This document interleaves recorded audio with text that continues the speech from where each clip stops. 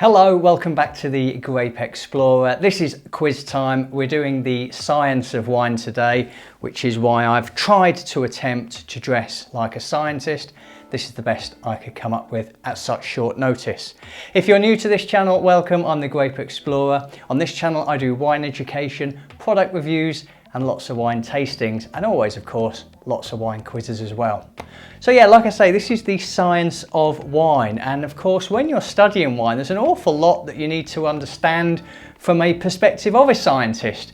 Biology, chemistry, geology, geography, all of these various sciences go into understanding wine. And so what I've got, 10 questions to test your knowledge. Now, before I jump into the questions themselves, just a little reminder for all you wine lovers out there that there are a couple of great books available right now to keep your skills and knowledge up to date. The Big Wine Quiz book is 1,000 questions across 100 categories to keep your wine knowledge topped up. And the Big Wine Puzzle book, bit of fun to keep that knowledge in check and to put it to the test with some useful games and puzzles. Both of those are available right now and the links are in the description. So, with that said, let's jump straight into question number 1. What is the most common preservative used in winemaking? Is it A, carbon dioxide? Is it B, sulfur dioxide? Is it C, carbon monoxide? Or is it D, nitrogen? So thinking about something that you might add to the wine from a preservative perspective might get you starting to think about some of the things that we see on our wine bottles, which might give you some indication. A couple of these I think would actually be quite dangerous if they were added to the wine. I think carbon monoxide is actually given off by car as a fumes. Those aren't the sorts of aromas that we want, of course. The correct answer in this case is actually B. It is a sulfur dioxide, often used as a kind of antiseptic preservative within wine. Lots of our wine bottles, of course, will say it contains sulfites. Moving along to question 2 then, and something of a scientific type question in terms of understanding some of the winemaking terms that we use. So what is ullage? Is it the headspace of air between the wine and the top of the container? Is it the wine leaked from a barrel? Is it a bacteria that you might find in wine? Or is it the name of a vineyard pest? That's the challenge for me around wine. So many terms, so much terminology, so many definitions for different things. And it's incredible that something like this even has a name as well. It is the name given to the gap of air that you would find between a bottle and the closure, whether that be a cork or a screw top. And it is given a specific name, and that is ullage. So the correct answer there is A. Moving along to question 3, here's a good chance for me to practice my Latin and also a good chance for me to practice my pronunciations. So what is Saccharomyces cerevisiae? Is it A, an aroma compound? Is it B, a bacteria? Is it C, a microbe? Or is it D, a yeast?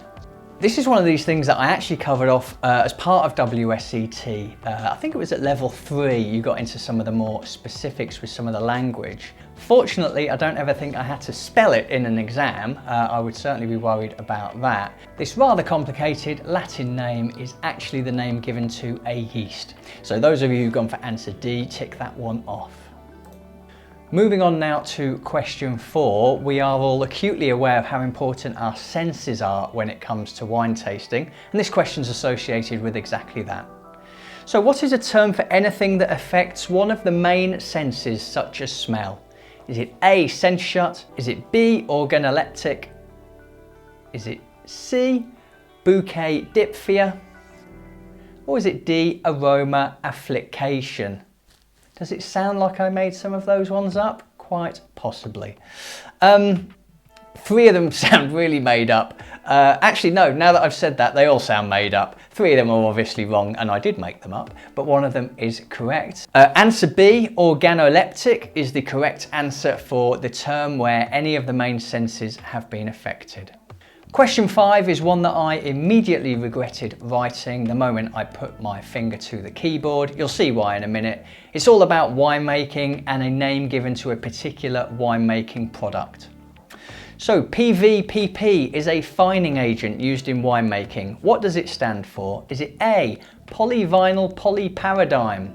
Is it B, polyvino polypyrrolidone? Is it C, polyvinyl polypyrrolidone? Or is it D, polyvinylparadigm? Come on! Did it. Kind of. In one take. Good. I'm not going to talk about this too much. It's a fining agent, PVPP. It's going to be pretty much a finger in the air. It would have been for me. Let me know if you found this one particularly easy. The correct answer is actually C. It is polyvinyl polypyrrolidone. Never going to try and say those words ever again. Okay, let's move on to question number 6 then. What are anthocyanins? Are they a strain of yeasts used in fermenting? Are they bacteria affecting vines?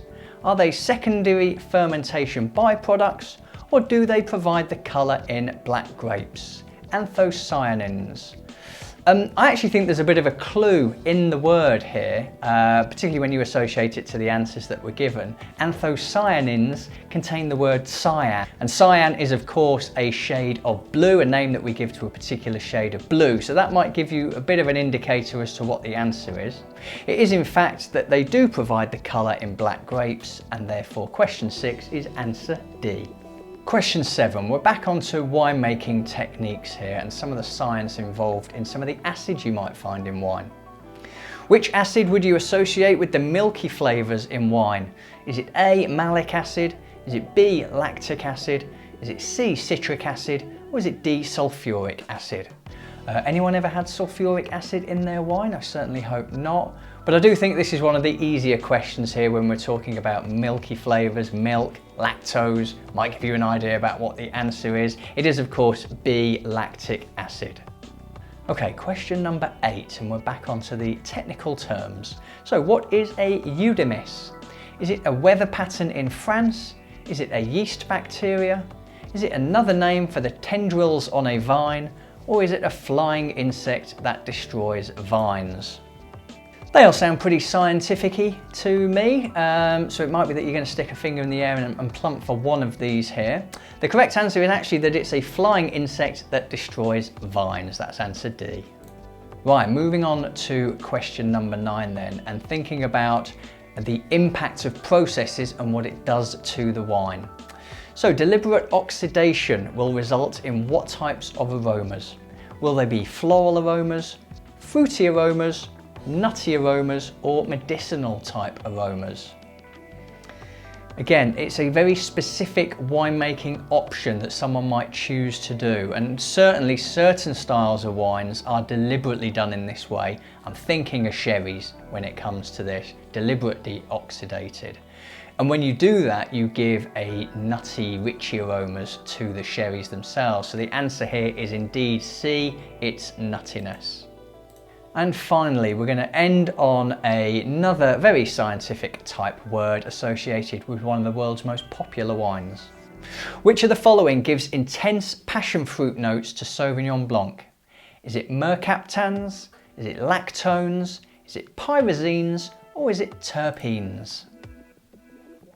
Any of you who've seen my Aroma Archive series of videos know that I talk about a lot of the compounds that you will get in the grapes, the compounds contributing to certain aroma and flavour characteristics in wine.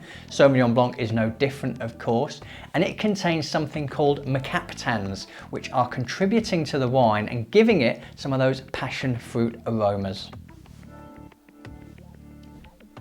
So there we go, there's 10 questions on the science of wine. Thanks to everyone who voted for this one on a recent poll. I will run more polls in the future like this. Really helpful for me to see the sort of thing that you want to see on this channel. But let me know your score in the comments section down below as always. And don't forget, I do listen to your recommendations on what you'd like to see. So if you've got any great ideas on quizzes, let me know. For now, I'm going to say I'm the Grape Explorer. I look forward to seeing you again soon. Cheers.